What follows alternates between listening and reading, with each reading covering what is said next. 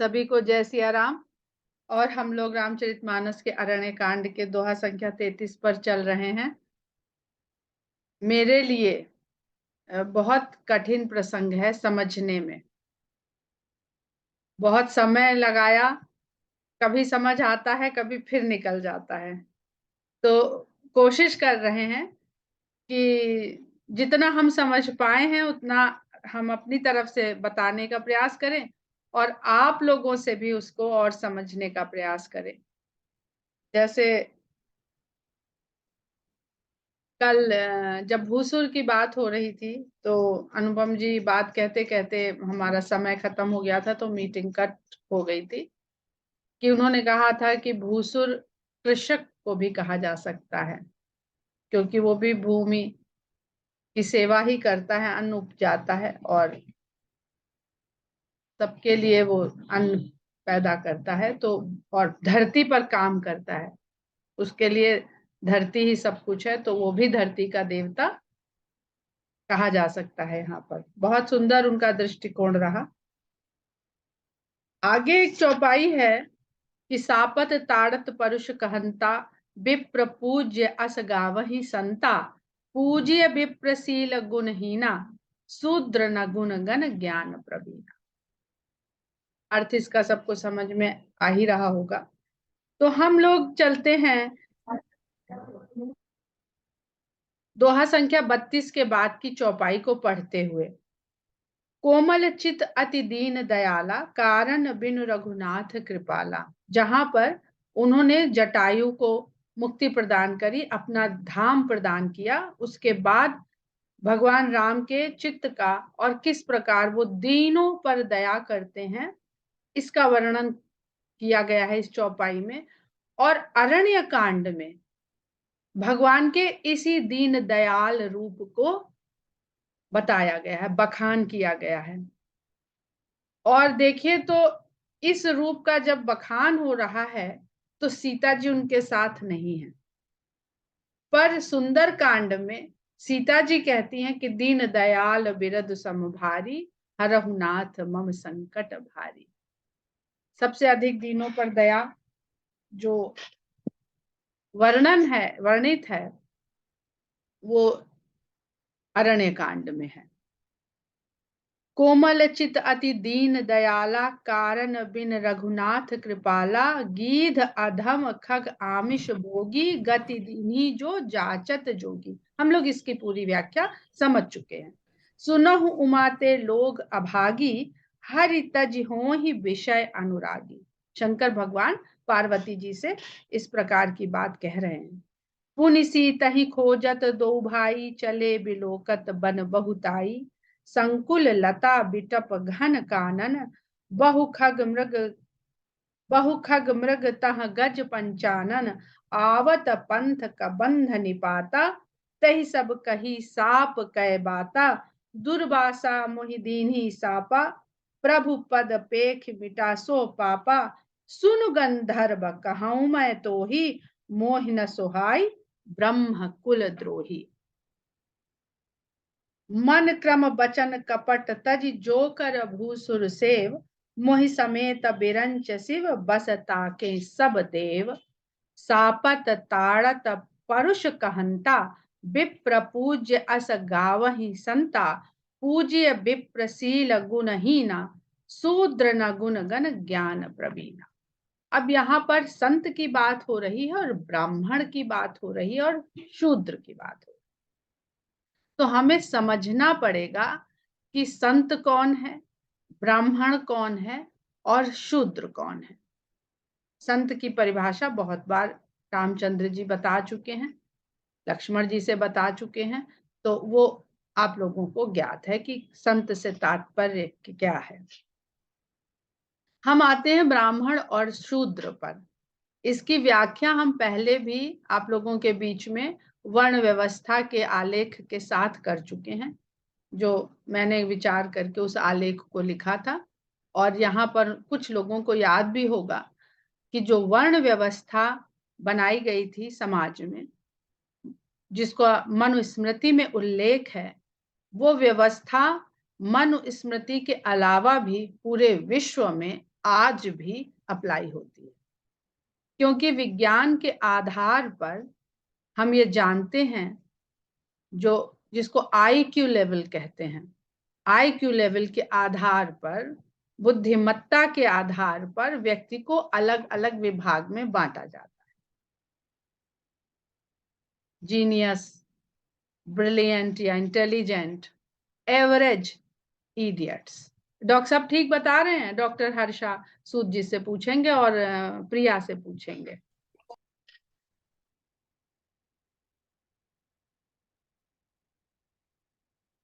ऐसे ही IQ level के हिसाब से इस प्रकार बुद्धि के आधार पर हम बांटते हैं।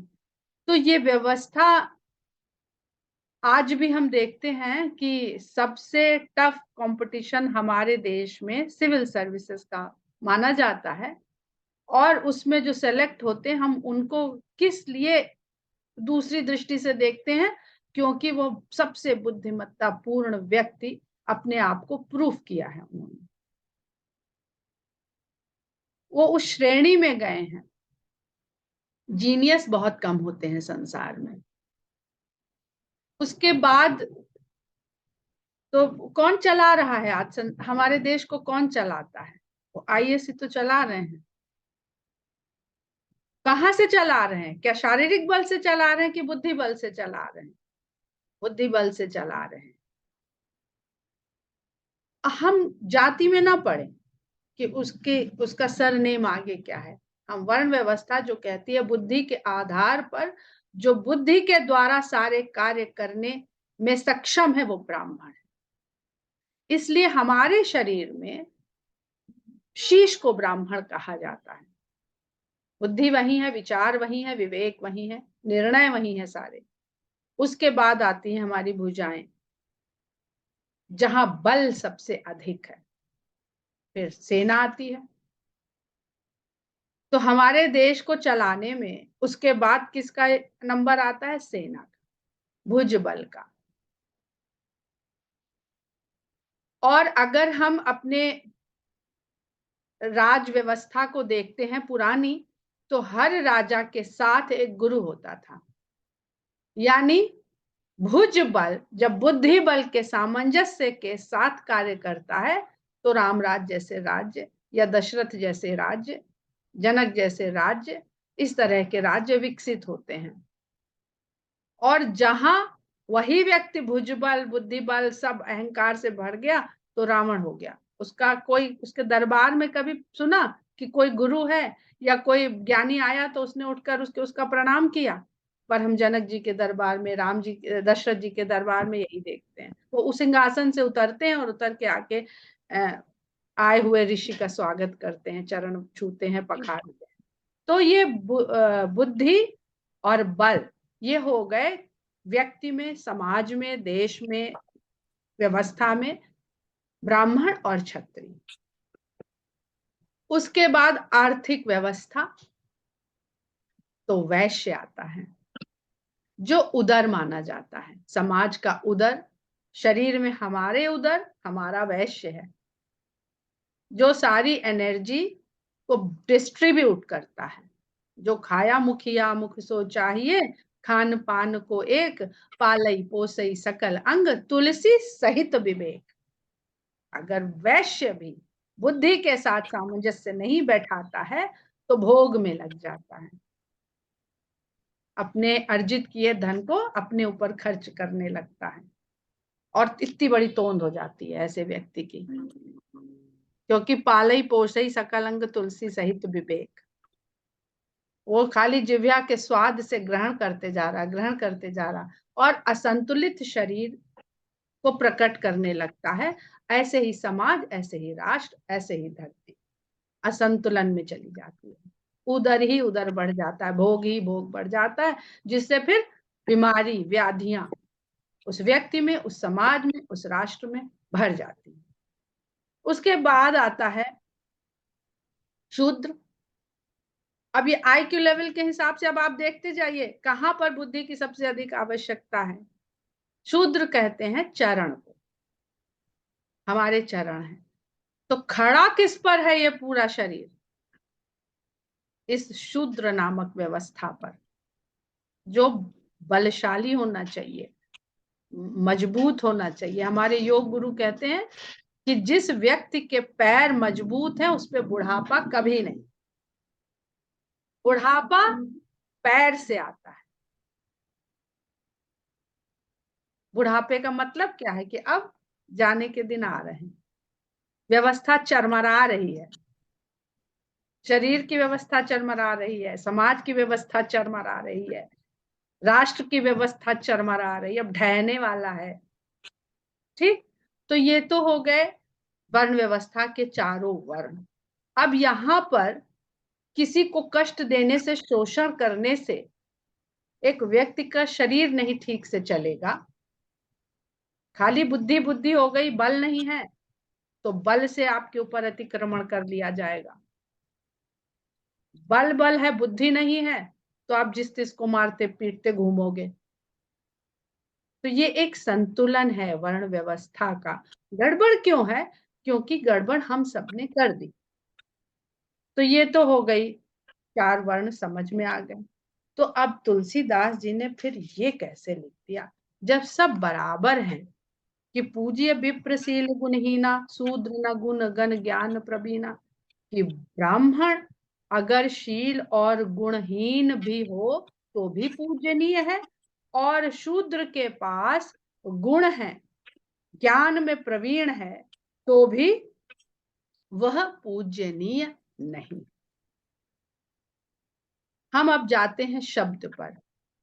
शूद्र का अर्थ, शूद्र शब्द ऐसे मुझे लगता है कि क्षुद्र से कहीं से बना है, और क्षुद्र का मतलब होता है नीच, अधम, अधम सोच, छोटी सोच, कहते हैं बड़े क्षुद्र बुद्धि हैं। और जो खाली कर्म से अधम अपने को मानता है, चाहे वो गीध है, जो भी है, भगवान उसके साथ तो कोई भेदभाव नहीं कर रहे हैं, उसको भी वैसा ही मोक्ष प्रदान कर रहे हैं, वैसा ही आदर सम्मान कर रहे हैं। तो ये तुलसीदास जी ने यहाँ पर ये कैसे लिख दिया। अब फिर से हम यहाँ पर आते हैं कि आवत पंथ कबंध निपाता, तेहि सब कही साप कह पाता। रास्ते में जब राम और लक्ष्मण गिरिराज जी से आगे बढ़े उनका अंतिम संस्कार करके, तो रास्ते में उनको कबंध आता हुआ दिखाई पड़ा। ये बहुत अच्छे से आप लोगों को क्लियर हो जाए इसलिए हम थोड़ा सा पढ़ते हैं, आप लोग सुनिएगा। कबंध कल हमने बता दिया था कि कबंध का अर्थ, का अर्थ कर्म है और बंध का अर्थ बंधन है। जो कर्म के बंधन में पड़ा हुआ है उसको कबंध कहते हैं। तो सुनिएगा कि रामचंद्र ने जब कहा बस बस अब आजा दुख, तो दुख आया। जटायु का अंतिम संस्कार करने के बाद उन्होंने फिर दुख को अपने सामने ले आए और दुखी हो गए। सीता को ढूंढने चले तो आगे देखते हैं एक राक्षस। राक्षस भी कैसा, ना उसके आंख है ना कान, उसका मुंह छाती में, बाहु उसके बड़े बड़े। ये भोग रहित कर्म है। देखिए, भोग कर्म के आगे की दुर्दशा है ये, बहुत ध्यान से सुनिएगा। यह भोग रहित कर्म है। हमको कभी कभी कोई सेठ बताते हैं हम कमाते हैं, हमारे पास पैसा है, पर होगा क्या होगा मालूम नहीं पड़ता। रखते जा रहे हैं, लगाते जा रहे हैं, पर क्या होगा, कमाई इतनी ज्यादा है, रखने की कोई जगह नहीं है, पर उसने दिया किसी को नहीं। इसीलिए जो कबंध की तरह के जीव हैं, इनका मुंह भी छाती में, आंख कान है नहीं, देखते सुनते नहीं है, यानी कोई ज्ञानेंद्रिय नहीं है। सारी ज्ञानेंद्रियां यहाँ होती हैं। तो मुख छाती में, शरीर में उसके एक पिंड कल्पना कर लीजिए और जिसके दो हाथ निकले हुए हैं। ज्ञानेंद्रिय है नहीं, भोग है केवल, बड़े बड़े हाथ हैं योजन भर के, जो उसके भीतर आए उसको लपेट ले, इनका नाम है कबंध। का बंधन ही हो गया इनके जीवन में, माने सुख का नाम नहीं है। सबको बाहों के भीतर ले लिया। ये बात देखने में आती है कि आदमी किसी संकट में पड़कर दुखी हो रहा हो, उसके जीवन में दुख पर कोई संकट आ जाए, किसी के दुख से दुखी है, पर जब उसके जीवन में कोई संकट आ जाता है तो वो पहले वाले संकट को भूल जाता है। राम ने देखा तो बोले, अरे लक्ष्मण, हम लोग तो किसी के बाहों के घेरे में आ गए हैं। म्यूट कर लीजिए जिसका भी खुला हुआ है। इंदु जी।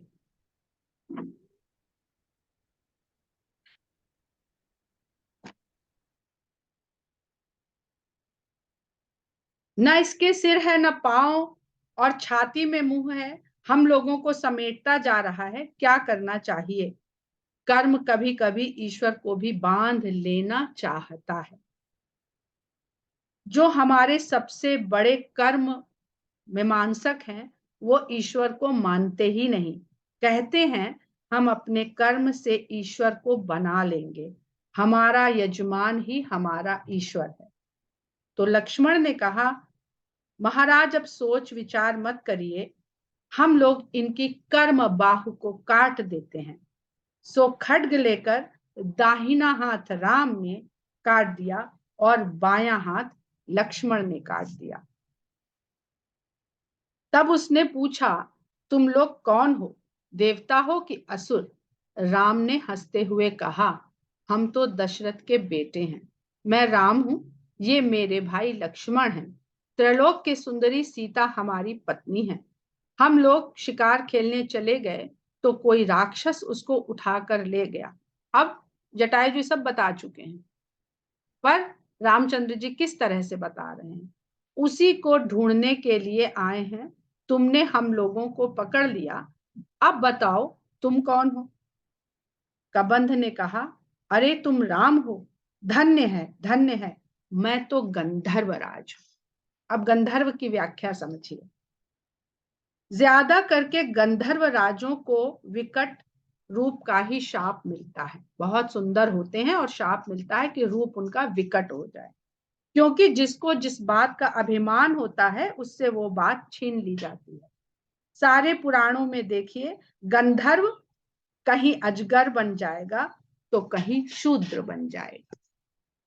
अब ये जो शूद्र शब्द आया है इस चौपाई में, वो इन गंधर्व जी के लिए आया है जो अभिमान से भरे हुए हैं। उनका भी चरित्र चित्रण है यहाँ पर। उनको अपने रूप सौंदर्य का बड़ा अभिमान होता है, गंधर्वों को। सो महात्मा लोग उनके रूप का अभिमान तोड़ देते हैं शाप के द्वारा। कबंध बोले, मैं सुंदर सुंदर स्त्रियों का मन हर लेता था, वे मुझसे प्रेम करती थी, मुझे सौंदर्य और यौवन का बड़ा भारी घमंड था। ब्रह्मा जी ने हमको अवध्य होने का वर दे दिया था। एक दिन मुझे अष्टावक्र जी मिल गए। अब जो विप्र शब्द है उस चौपाई में वो अष्टावक्र जी के लिए है, क्योंकि बिल्कुल सुंदर नहीं है।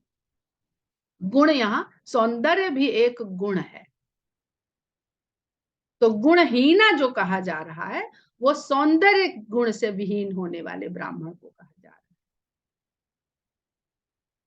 है। एक दिन मिल गए अष्टावक्र जी, उनको देखकर मैं अट्टहास करने लगा, सो उनको क्रोध आ गया। उन्होंने शाप दिया, जा तू राक्षस होगा। मैंने उनके पांव पकड़ लिए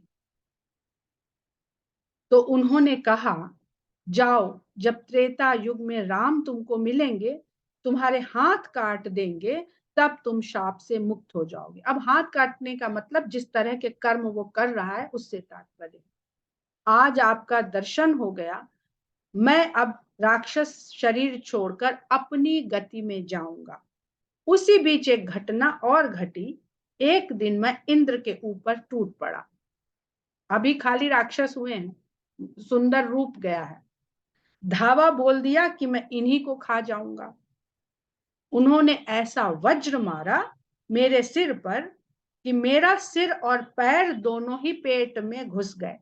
अब ये आप सारा अध्यात्म सोचते चलिए और आज के उस मनुष्य की दशा सोचते चलिए जो बड़े बड़े अस्पताल में बिस्तर पे पड़ा हुआ है, न पैरों से चल पा रहा है, न हाथों से कर्म कर पा रहा और न मुंह से खा पा रहा।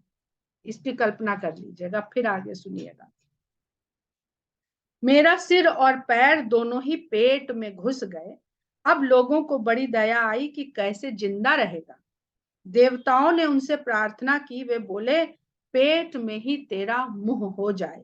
सब ऊपर से खाते हैं, वो पेट में जाता है, अब सीधे सीधे पेट में ही जाएगा, यानी भोजन का स्वाद भी उसे न मिले।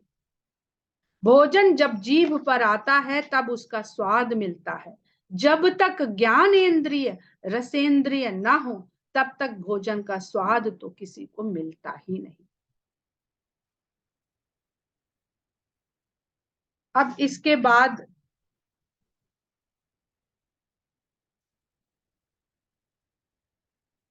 इंद्र ने हमको योजन योजन भर के हाथ दे दिए। आपने हमारे हाथ काट दिए।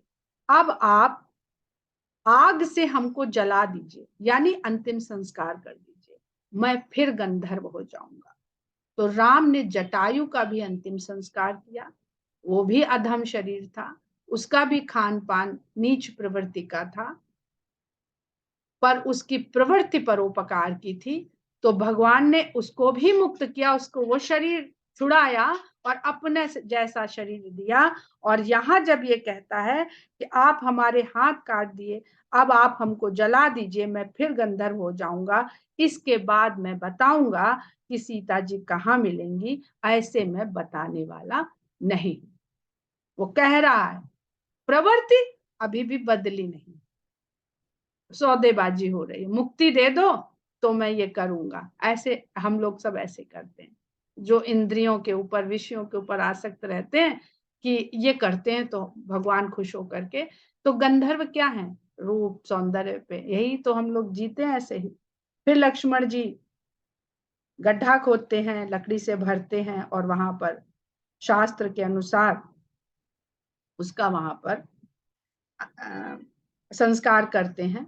अब यहाँ पर लिखते हैं गंधर्व और कंदर्प को एक ही माना जाए।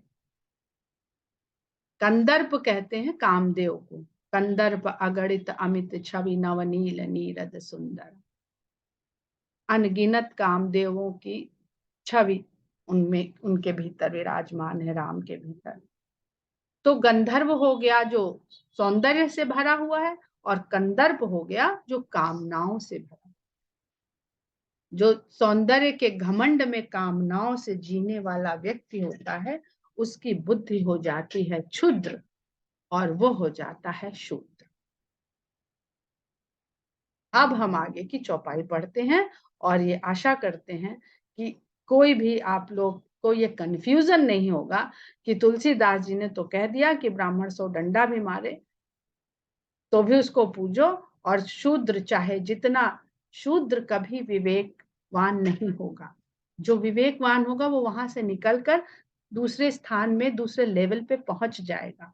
आप लोगों के घरों में जब काम होता होगा, आप देखते होंगे कि जो लेबर क्लास होता है वो 8 ईंटों का चट्टा बना के उठा नहीं पाता है जब तक उसको राजमिस्त्री बता नहीं दे कि ये ऐसे उठेगा। ये उसका आईक्यू लेवल होता है, वो जीवन भर यही करता रह जाता है। और उन्हीं में जो मजदूर के पास बुद्धि होती है वो उसी दिन से फिर कन्नी चलाना सीख लेता है, फिर प्लास्टर लगाना सीख लेता है और एक दिन वो राजमिस्त्री बन जाता है। तो हर जगह यही होता है, जो अपने बुद्धि की क्षमता है उसी के अनुसार वो यहाँ पर शूद्र है, वैश्य है, क्षत्रिय है, ब्राह्मण है। तो अब हम आगे चलते हैं। अब इसमें हमें व्याख्या करने की जरूरत नहीं है, आप लोग चौपाई सुनते चलिए और समझते चलिए कि दुर्वासा मोहिदीनी सापा, प्रभु पद पेख मिटा सो पापा, सुन गंधर्व कहूं मैं तो ही, मोहि न सोहाई ब्रह्म कुल द्रोही, मन क्रम बचन कपट तज, जो कर भूसुर सेव, मोहि समेत बिरंच शिव, बस ताके सब देव, सापत ताड़त परुष कहता, शाप देता हुआ, कठोर वचन कहता हुआ, विप्र पूज्य अस गावहि संता, भी विप्र पूजनीय है ऐसा संत कहते हैं, क्योंकि उसकी डांट और फटकार में भी आपका भला होता है। जैसे माता पिता होते हैं, कठोर वचन भी कहते हैं, प्रताड़ना भी देते हैं, थप्पड़ भी लगाते हैं, पॉकेट मनी भी बंद कर देते हैं, कमरे में भी बंद कर देते हैं, फिर भी हम जानते हैं कि वो हमारे लिए पूजनीय है, सम्मानीय है। पूज्य विप्रशील गुणहीना, क्षुद्र न गुण गण ज्ञान प्रवीणा, कही निज धर्म ताहि समुझावा, निज पद प्रीत देखि मन भावा। पर यहाँ पर तुलसीदास जी ने ये सब प्रसंग का बहुत वर्णन नहीं किया है। वो सीधे सीधे कहते हैं कि भगवान उसे अपना धर्म समझाते हैं, और अपना धर्म यानी अपना स्वरूप भगवत धर्म क्या है जब उसको समझाते हैं, तो उसके मन में भगवान के प्रति प्रेम पैदा हो जाता है, और भगवान को बस यही अच्छा लगता है। राम को और सब चीजों से, दुनिया में क्या चल रहा है इससे समाज चल रहा है, राम को मतलब नहीं है। इसीलिए जब इस भावना के साथ आप शबरी प्रसंग पर आगे बढ़ेंगे तो ये चीज और क्लियर होगी। रघुपति चरण कमल सिरुनाई, गयऊ गगन आपने गति पाई। रामचंद्र जी के चरण कमलों में शीश नवा करके वो गगन मार्ग से सदगति प्राप्त करके वहां से चला गया। ताहि देई गति राम उदारा, सबरी के आश्रम पग उधार। इस प्रकार उसको सदगति प्रदान करके भगवान शबरी के आश्रम में पग धरते हैं। सबरी देखी राम गृह आए, मुन के बचन समुझ जी भाई। शबरी ने देखा कि राम उसके घर में पधारे हैं, तो मुनि के वचन आज उसको समझ में आ गए कि जो मतंग मुनि ने, उसके गुरु ने उनसे कहा था, तो समझ लिया कि उन्होंने जो कहा था वो सत्य हो रहा है। वो रोज वही प्रतीक्षा करती थी, क्योंकि उसके गुरु मतंग मुनि ने कह दिया था कि राम एक दिन यहीं आके तुम्हें दर्शन देंगे, तुम्हें कहीं जाने की जरूरत नहीं, यहीं पड़ी रहो। हम वीणा पानी जी से रिक्वेस्ट करेंगे कि मंगलवार को वो शबरी के ऊपर जो उनका आलेख उन्होंने भोपाल में पढ़ने के लिए लिखा था, वो मंगलवार को उसको यहाँ पर सबको सुनाएं। सरसिज लोचन बाहु विशाला, जटा मुकुट सिर उर बनमाला, श्याम गौर सुंदर दो भाई, सबरी परी चरण लपटाई। बहुत सरल है, सबको समझ में आ रहा है।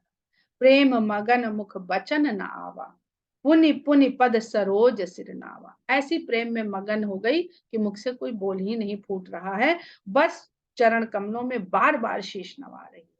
सादर जल लय चरण पखारे, पुनि सुंदर आसन बैठा। आदर सहित वो जल लेकर आई और भगवान के चरण पखारने लगी। बहुत कम लोगों ने भगवान के चरण पखारे। जनक जी ने पखारे हैं, केवट ने पखारे हैं, और अब शबरी पखार रहे हैं। पखारे या नहीं पखारे, राम सबको मोक्ष देते चल रहे हैं, उन्हें नहीं फर्क पड़ रहा। ये भक्त का अपना भाव है। कोई शीश नवा के भाव प्रकट कर लेता है, तो कोई चरण धो के, तो कोई गले लग के, सब अपने अपने भाव से। वो भेद नहीं कर, भक्त के प्रेम में भेद है, अलग अलग तरह से प्रेम प्रकट कर रहे हैं, पर भगवान के उसको अपनाने में कोई भेदभाव नहीं है। सादर जल लेकर के आई, भगवान के चरण पखारे और फिर सुंदर से आसन पर बैठा दिया। कंद मूल फल सुरस अति दिए राम कहुआन, प्रेम सहित प्रभु खाए बारंबार बखान। अब यहाँ पर कहीं बेर का जिक्र नहीं है, कहीं लक्ष्मण जी ने नहीं खाया, राम ने जूठे बेर खाए और लक्ष्मण जी ने पीछे फेंक दिए। बचपन में कहानी सुनी थी कि उन्होंने कहा हम तो जूठे नहीं खाएंगे, चुपचाप राम की नजर बचा के पीछे फेंक देते थे। अब शेष के अवतार थे तो जाने कहाँ गिरे जाके, बहुत दूर गिरे जाके, तो वही संजीवनी बूटी बने थे, और उन्हीं से उनके प्राणों की रक्षा हुई थी, जो उन्होंने शबरी के प्रेम से दिए गए फलों का तिरस्कार किया था। ये भी एक कथा है। तो प्रेम सहित प्रभु खाए बारंबार बखान, वो जितनी बार प्रेम से खा रहे हैं, हर फल की प्रशंसा कर रहे हैं, राम प्रशंसा करते हुए खा रहे हैं। पानी जोरी आगे भई ठाड़ी, प्रभु बिलोक प्रीति अति बाड़ी। जब भगवान ने इतने प्रेम से उसके दिए हुए इस तरह के फल खा लिए और प्रशंसा करे जा रहे हैं कि हमने तो इतना अच्छा, इतना मीठा, इतना सुस्वाद, इतना रसीला फल ही कभी नहीं खाया, तो हाथ जोड़ करके भगवान के आगे खड़ी हो गई, और प्रभु ही बिलो की प्रीति अति भारी। भगवान को देख के उसकी प्रीति और बढ़ने लगी। कहीं भी दिया स्तुति करो तुम्हारी, अधम जाति में जड़मत नारी। जब भाव इस कदर बढ़ जाता है तो व्यक्ति के पास शब्दों का अभाव हो जाता है। तो कहती है कि मैं तो नीच जात की जड़ बुद्धि, मेरी बुद्धि जड़, बहुत जड़ बुद्धि। जो अभी हम लोग IQ लेवल की बात कर रहे हैं, तो उसमें सबसे नीचे अगर कोई लेवल होता हो बुद्धि का, तो वो स्वयं कह रही है कि मैं ऐसी नीच बुद्धि वाली हूं, तो मैं आपकी किस प्रकार स्तुति करूं। अधम ते अधम, अधम अति नारी। नीचों में भी जो नीच होते होंगे, उनमें मैं नीच नारी हूं। तिन्ह मह मैं मतिमंद अघारी, एक तो अधम नीच प्रवृत्ति की मैं जीव, और उसके बाद बुद्धि भी मेरी बहुत मतिमंद है, मूर्खता से भी नीचे वाली। कह रघुपति सुन भामिनी बाता, मानो एक भगति करना। तो भक्त जब इस तरह से भगवान के सामने खड़ा है तो राम कहते हैं कि भामिनी बाता, हे भामिनी मेरी बात सुनिए, मैं तो केवल एक नाता जानता हूं, मानता हूं, वह है भक्ति का। मेरे लिए कोई स्त्री पुरुष ऊंच नीच कुछ है ही नहीं। बहुत सुंदर प्रसंग है, यहाँ से हम लोग कल पढ़ेंगे, क्योंकि नवधा भक्ति का यहाँ पर प्रवेश होगा, और बहुत बहुत सुंदर है। नवधा भक्ति का प्रसंग भी बहुत सुंदर है, उसको हम लोग बहुत अच्छी तरह से सुनेंगे और समझेंगे। जय श्री राम।